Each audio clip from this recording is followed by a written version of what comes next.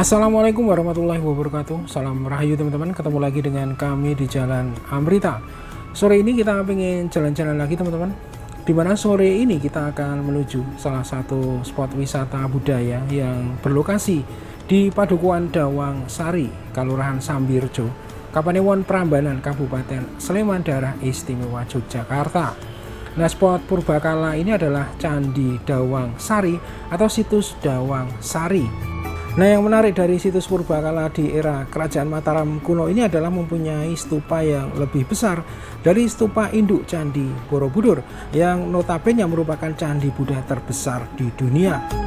Nah, keunikan lain dari Candi Dawang Sari adalah perpaduan dua kepercayaan yang berbeda atau sinkretisme yang menampilkan stupa Buddha berdampingan dengan patung Hindu, serta penemuan prasasti Dawang Sari yang memuat tentang pemujaan Dewa Ganesha. Nah, keunikan lainnya adalah lokasi yang berhadapan dengan Candi Barong yang menunjukkan bahwa kawasan ini dulunya merupakan satu kesatuan kompleks sakral yang penting. Nah, seperti apa dan bagaimana kondisi dari situs atau Candi Dawang Sari saat ini? Oke teman-teman, ikuti perjalanan kami di Candi Dawang Sari di Padukuhan Dawang Sari, Kelurahan Sambirjo, Kapanewon Prambanan, Kabupaten Sleman, Daerah Istimewa Yogyakarta. Nah teman-teman, saat ini kita sedang berada di Jalan Laksda Adi Sucipto. Kita berjalan ke arah timur. Di sebelah kanan kita ini ada flyover Janti. Nah, flyover Janti adalah jembatan layang sepanjang 1250 meter menghubungkan ruas ring road timur dengan jalan raya Solo Yogyakarta serta melintasi jalur kereta api utama Jakarta Surabaya, mulai dibangun pada tahun anggaran 1998-1999 dan diresmikan penggunaannya pada awal tahun 2002. Nah, perlu teman-teman ketahui bahwa kawasan ini merupakan kawasan kampus ya, dimana di depan kita ada pertigaan arah ke kiri akan menuju Jalan Babarsari, dimana di sini terdapat banyak kampus, antara lain ada kampus UPN Veteran Yogyakarta, Universitas Atmajaya Yogyakarta, ITN Yogyakarta, Politeknik API Yogyakarta, Akademi Pariwisata Yogyakarta, dan Universitas Proklamasi 45 Yogyakarta.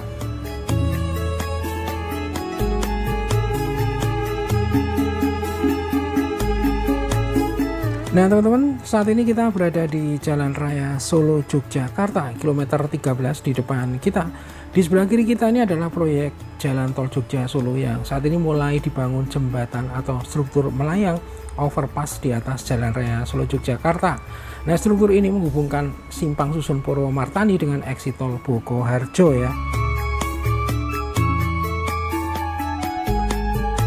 Nah, kita terus berjalan ke arah timur di Jalan Solo Yogyakarta teman-teman. Posisi kita sekarang berada di Kelurahan Tirto Martani, Kapanewon Kalasan, Kabupaten Sleman, Daerah Istimewa Yogyakarta.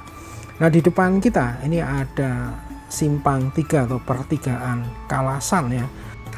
Nah, arah ke kiri akan menuju Jalan LPMP Kapanewon Ngemplak ataupun Kapanewon Cangkringan. Dan kita tetap lurus ke arah timur ya, tetap di Jalan Solo Yogyakarta. Nah, selanjutnya di sebelah kiri kita ini ada Rumah Sakit Polri, Rumah Sakit Bayangkara. Kemudian di sebelah kanan kita ini ada salah satu situs penting, situs purbakala di Kalasan, yaitu Candi Kalasan. Nah, buat teman-teman yang menyukai cita rasa dari ayam Kalasan, di sebelah kiri kita ini ada Kampung Bendan, yaitu pusat atau sentra produksi kuliner legendaris ayam goreng Kalasan ya, yang lokasinya terletak di Kelurahan Tirto Martani, Kapanewon Kalasan, Kabupaten Sleman. Nah, kawasan ini juga termasuk pelopor kuliner dan diperkirakan sudah sejak tahun 1900-an ya, kawasan ini menjadi tempat lahirnya resep ayam goreng Kalasan yang ikonik, yang dipelopori oleh tokoh legendaris seperti Mbok Brek. Nah, kemudian di depan kita ini ada pertigaan ya, jadi arah ke kiri ini adalah Jalan Pakem Prambanan atau Jalan Cangkringan teman-teman.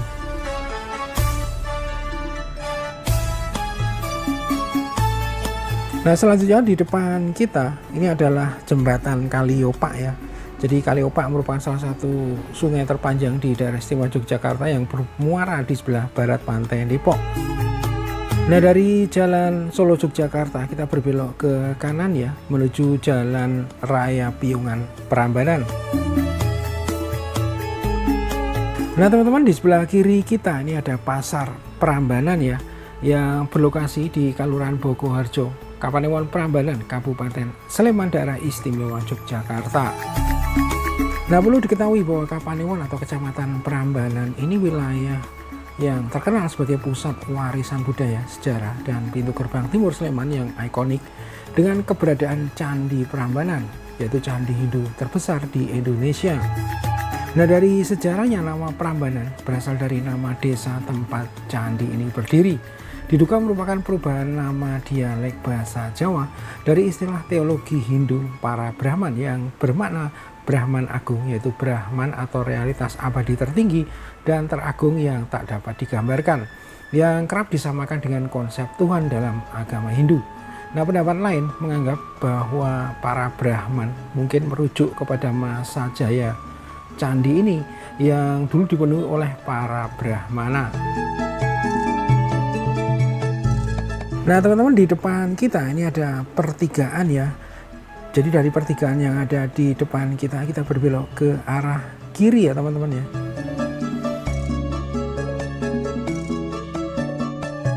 Nah, saat ini kita berada di Padukuhan Gatak, Kelurahan Bogoharjo, Kapanewon Prambanan, Kabupaten Sleman, daerah istimewa Yogyakarta.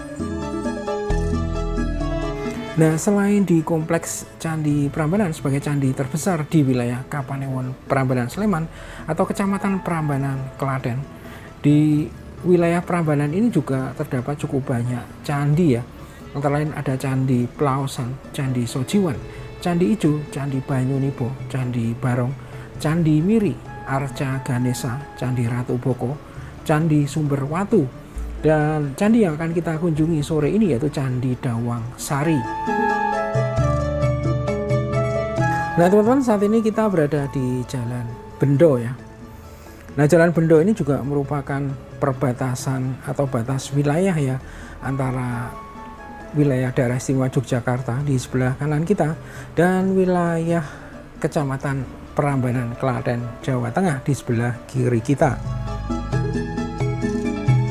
Nah teman-teman, di depan kita ini terdapat bukit. Nah, bukit ini adalah pegunungan Batur Agung, sering disebut sebagai kawasan Batur Agung, yaitu bentang alam pegunungan yang membentang di sisi timur Kabupaten Bantul, Prambanan Sleman, utara Kabupaten Gunung Kidul, hingga sebagian Kabupaten Wonogiri di perbatasan Jawa Tengah. Nah, kawasan ini menawarkan perbukitan dengan pemandangan alam yang memukau, yang menjadi destinasi wisata religi ataupun budaya. Nah, kita mulai menaiki Bukit Batur Agung teman-teman. Di sebelah kiri kita ini ada SMP Negeri 2 Prambanan Klaten.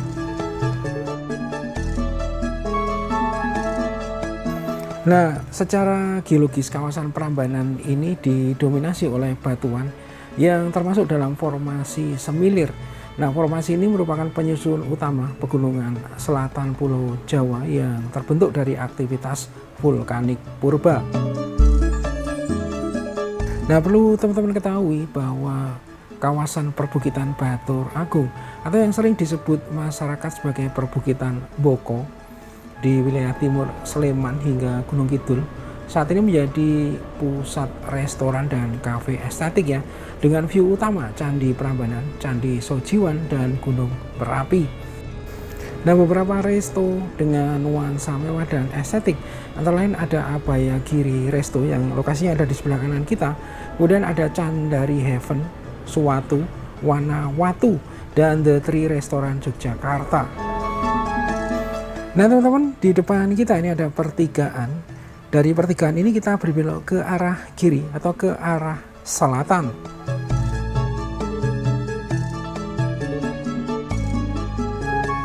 Nah, posisi kita sekarang berada di Padukuhan Dawang Sari, Kelurahan Sambirejo, Kapanewon Prambanan, Kabupaten Sleman, daerah istimewa Yogyakarta ya. Nah teman-teman, di depan kita ini ada perempatan, arah ke kiri akan menuju situs Purbakala, Arca Ganesha ataupun Hotel Amaranta Prambanan ya. Dan kita tetap lurus ke arah selatan di Jalan Purbakala menuju Candi Dawang Sari atau situs Stupa Dawang Sari ya.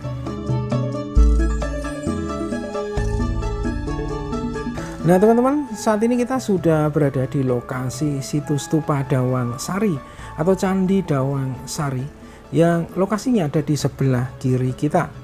Nah, situs Stupa Dawang Sari ini merupakan situs atau candi Buddha yang terletak di perbukitan Batur Agung atau Bukit Boko, berlokasi di Dusun Dawang Sari, Kalurahan Sambirejo, Kapanewon Prambanan, Kabupaten Sleman, Daerah Istimewa Yogyakarta. Lokasi situs ini berada pada ketinggian 180 mdpl, sekitar 5 km di sebelah tenggara Candi Prambanan, dan berada dekat dengan kompleks Candi Barong yang berlatar belakang agama Hindu dan berjarak hanya sekitar 200 meter saja. Nah, situs ini juga cukup dekat ya dengan situs Purbakala lainnya, yaitu situs Arca Ganesha yang jaraknya hanya sekitar 500 meter. Nah, di sebelah selatan dari Candi Dawang Sari ini ada Candi Barong seperti yang nampak di depan kita teman-teman. Nah, Candi Barong ini merupakan candi peninggalan bersejarah bercorak Hindu di abad ke-9 atau di era Mataram kuno. Nah, penamaan Candi Barong ini oleh penduduk setempat berkaitan erat dengan adanya hiasan kala pada masing-masing sisi tubuh candi. Hiasan semacam ini menyerupai gambaran barongan. Nah, Candi Barong ini merupakan tempat pemujaan bagi aliran Waisnawa, yaitu pemujaan bagi Dewa Wisnu dan Dewi Sri atau Dewi Kesuburan. Nah, Candi Barong memiliki dua bangunan candi utama yang berdampingan yang berteras tinggi, berbeda dengan candi pada umumnya yang dibangun di area datar. Nah, keberadaan situs-situs arkeologi yang memiliki latar belakang keagamaan yang berbeda antara Hindu dan Buddha, yaitu Stupa Dawang Sari, merupakan bentuk keberagaman beragama pada masa Jawa kuno dan wujud dari tingginya toleransi beragama leluhur kita pada masa yang lalu ya. Nah, yang nampak di depan kita ini adalah salah satu situs Purbakala, yaitu situs Arca Ganesha yang jaraknya hanya sekitar 500 meter di sebelah utara dari Candi Dawang Sari ya. Nah, yang menarik, di dekat dari situs Arca Ganesha ini juga ditemukan prasasti, yaitu Prasasti Dawang Sari. Nah, Prasasti Dawang Sari ini adalah artefak sejarah penting peninggalan Mataram kuno yang ditemukan di dekat situs Arca Ganesha. Nah, prasasti ini memuat ajaran moral serta pemujaan kepada Dewa Ganesha. Nah, situs Arca Ganesha ini juga salah satu situs Purbakala yang bercorak agama Hindu ya. Nah, teman-teman, selanjutnya kita akan melihat secara lebih dekat situs Stupa Dawang Sari yang saat ini masih dalam proses pemugaran ya. Nah, perlu diketahui bahwa Stupa Dawang Sari atau Candi Dawang Sari ini adalah cagar budaya peninggalan kerajaan Mataram kuno di abad ke-9 berlatar belakang agama Buddha Mahayana. Situs ini dulunya merupakan bangunan stupa tunggal yang sangat megah, terbuat dari batu andesit dengan fondasi melingkar 3 tingkat, dan berdasarkan komponen yang ditemukan, stupa ini diperkirakan memiliki diameter 11 meter dan tinggi mencapai 15 meter. Di mana di bagian puncak atau yasti diperkirakan tingginya sekitar 5 meter, dan di bagian tubuh atau genta stupa diperkirakan tingginya sekitar 10 meter. Sejumlah peneliti bahkan memperkirakan ukuran stupa tunggal ini lebih besar daripada stupa induk di Candi Borobudur, di mana stupa induk di Candi Borobudur mempunyai diameter 9,9 meter dan tinggi stupa Borobudur 7 meter ya. Nah, perlu diketahui, stupa adalah bangunan suci agama Buddha berbentuk mangkok terbalik atau kubah dengan bagian puncak yang meruncing, yang secara tradisional berfungsi sebagai makam untuk menyimpan relik atau abu jenazah atau peninggalan berharga Buddha dan para tokoh spiritual. Nah, di India kuno, bangunan stupa digunakan sebagai makam tempat penyimpanan abu kalangan bangsawan atau tokoh tertentu. Nah, dalam perkembangannya, stupa menjadi lambang agama Buddha itu sendiri. Semasa pemerintahan Asoka, dibangun banyak stupa untuk menandakan kedudukan agama Buddha sebagai agama utama di India. Demikian pula di Asia Timur dan Asia Tenggara, stupa didirikan sebagai bukti pengakuan terhadap agama Buddha di wilayah tersebut. Nah, untuk bagian-bagian stupa paling atas ini bernama Yasti. Kemudian di bawahnya yang berbentuk segi 4 atau segi 8 dinamakan Harmika. Kemudian tubuh stupa dinamakan Ganta atau Genta ya. Nah, kemudian di bawah Ganta ini ada Padmasana, dan bagian yang paling bawah atau dasar stupa ini dinamakan Upapita. Nah, perlu teman-teman ketahui bahwa untuk situs Dawang Sari sendiri pertama kali diteliti oleh peneliti Belanda dari Dinas Purbakala Belanda, yaitu ROD pada tahun 1915. Penelitian dan pengumpulan data selanjutnya dilakukan oleh Suaka Peninggalan Sejarah dan Purbakala SPDIY pada tahun 1987 sampai dengan 1989. Kemudian pada tahun 1990 sampai dengan tahun 2008 penelitian sempat terhenti ya. Nah, di tahun 2009 dilakukan pengumpulan data arkeologis dan ekskavasi. Kemudian di tahun 2014 dilakukan studi kelayakan dengan hasil stupa Dawang Sari dapat dipugar. Pada tahun 2015 dilakukan studi teknis dengan hasil data teknis dan arkeologis serta rekomendasi penanganan pada pemugaran. Nah, di tahun 2019 diadakan studi pra pemugaran untuk mengumpulkan data teknis dan arkeologis. Nah, setelah mengumpulkan data teknis dan arkeologis, maka dilakukan proses susun coba atau anastilosis ya. Susun coba atau anastilosis adalah salah satu proses dalam kegiatan pemugaran, di mana anastilosis diawali dengan proses pencarian batu komponen stupa, kemudian dilakukan proses pencocokan batu yang ditemukan. Nah, saat ini situs stupa Dawang Sari atau Candi Dawang Sari masih terus dilakukan pemugaran, dan di bulan Juli 2026 seperti ini kondisinya teman-teman. Nah, untuk saat ini sedang dilakukan proses pembangunan bagian bawah stupa ya. Untuk rekonstruksi candi ini tidak bisa sembarangan ya, jadi harus ditemukan batu-batu yang sesuai dengan pasangannya, dan sudah dikasih tanda-tanda. Diusahakan juga adalah batu-batu yang asli ya.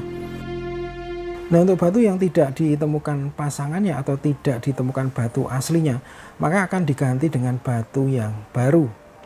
Nah, bangunan ini terbuat dari batu andesit dan terdiri atas 3 tingkat teras ya untuk bagian bawahnya, yaitu masing-masing berukuran 17 x 17 meter untuk bagian dasar, kemudian 16 x 16 meter di tingkat yang kedua, dan 15,3 x 15,3 meter untuk tingkat yang paling atas.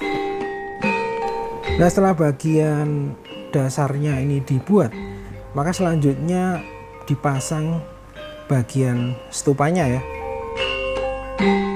Nah, yang nampak di depan kita ini adalah bagian tengah dari stupa. Kemudian ini adalah bagian batu-batu yang belum disusun ya. Dan ini adalah bagian Harmika dan sebagian puncak atau Yasti ya. Nah, di depan kita ini adalah bagian paling atas Yasti teman-teman. Nah, nanti bagian paling atas Yasti ini akan dipasang di sebelah sini ya. Nah, kemudian nanti bagian Yasti dan Harmika akan dipasang di bagian tengah atau bagian Ganta atau Genta ya.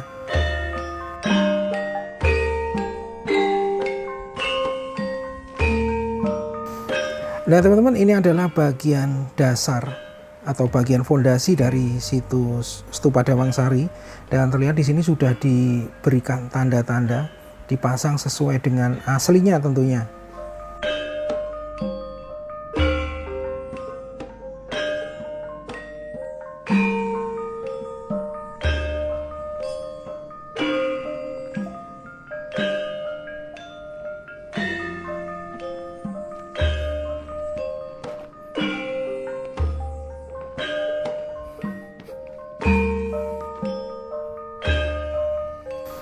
Nah, ini bagian ganta bagian atas yang sudah disusun ya, atau di bawah harmika teman-teman ya.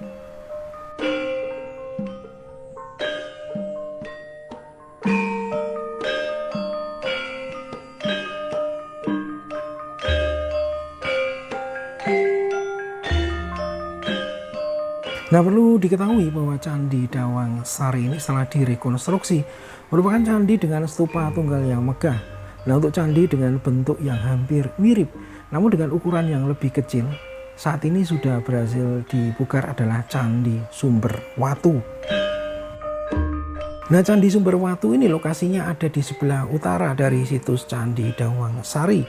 Jaraknya sekitar 850 meter dari situs stupa Dawang Sari, tepatnya ada di Abayagiri Sumber Watu Resort yang terletak di perbukitan Boko atau Bukit Batur Agung, yang dikenal sebagai destinasi yang memadukan keindahan alam, kekayaan warisan budaya, dan filosofi harmoni antara manusia dan lingkungan. Nah, sama seperti Candi Dawang Sari, Candi Sumber Watu ini adalah cagar budaya peninggalan kerajaan Mataram kuno di abad ke-9 yang berlatar belakang agama Buddha Mahayana. Nah, dibanding Candi Dawang Sari tadi, Candi Sumber Watu ini memiliki ukuran yang lebih kecil ya. Jadi ukuran dari Candi Sumber Watu ini panjangnya 8,9 meter, kemudian lebarnya 8,9 meter, dan total tingginya 7,57 meter. Nah, struktur peninggalan Buddha ini memiliki denah bangunan berbentuk bujur sangkar dengan rancangan yang memusat. Nah, uniknya di sekitar Candi Sumber Watu ini ditanam beberapa pohon Bodhi, yaitu Viscus religiosa, yaitu spesies pohon ara suci yang memiliki nilai spiritual sangat tinggi, khususnya sebagai simbol pencerahan bagi umat Buddha. Nah, menurut tradisi Buddha, di bawah pohon inilah Siddhartha Gautama bermeditasi hingga mencapai penerangan sempurna dan menjadi Buddha.